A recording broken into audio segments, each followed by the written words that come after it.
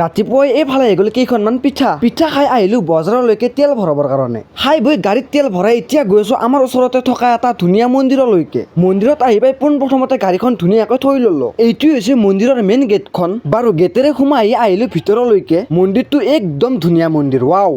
এই মন্দিৰটোৰ নাম হৈছে হিড়িম্বা বাথৌ মন্দিৰ। এইফালে মূৰ্তি চাৰিটামান বনাই থৈ দিছে, কিবা শিকোৱা হৈছে ভালকে গম পোৱা নাই। মূৰ্তি চাই এতিয়া গৈ আছোঁ অকণমান ফুৰিবলৈকে বাহিৰৰ ফালে। লগতে চাইডত এনেকুৱা এফালে বাঁহ বিলাক আছে, কিছুমান গছ গছনিত এনেকুৱা বস্তুবিলাক লেখাই থাকে, ভাল নালাগে এইবিলাক দেখি কেনে। ভিতৰৰ ফালে সোমাই যোৱাৰ আগতে চেণ্ডেল বিলাক এনেকে খুলি যাব লাগিব। চেণ্ডেল খুলি এতিয়া গৈ আছোঁ আগলৈকে। বাৰু ভিতৰলৈকে সোমাই আহিলোঁ। ভিতৰৰ পৰিৱেশটো একদম ধুনীয়া। যেনেকুৱা আমাৰ মন্দিৰ বিলাকত নাম ধৰা হয়, ঠিক তেনেকুৱা এইটো মন্দিৰত বড়োসকলে নাম ধৰা হয়। লগতে এনেকুৱা কিছুমান ধুনীয়া ধুনীয়া ফুল আছে। লগতে এটা ডাঙৰ ধুনীয়া পুখুৰী আছে। এই পুখুৰীটোত কেতিয়াবা কাছ ওলাই, কিন্তু আজি নাই, চালো।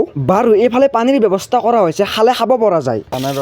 এই মন্দিৰটো দেখাত যেনেকুৱা ধুনীয়া, ভিতৰৰ ফালেও তেনেকুৱাই ধুনীয়া। এই মন্দিৰটো ওদালগুৰি ডিষ্ট্ৰিক্ট পৰে। ভিতৰৰ ফালে চাওক কেনেকুৱা এটা লেভেলত ধুনীয়া কৰি ৰাখিছে। জাবৰ জোথৰবিলাক পেলাবৰ কাৰণে এইফালে দুটাকৈ ডাষ্টবিন দিয়া হৈছে। আজিৰ মিনি ভ্লগটো সানি চাই বাই জয় এখন।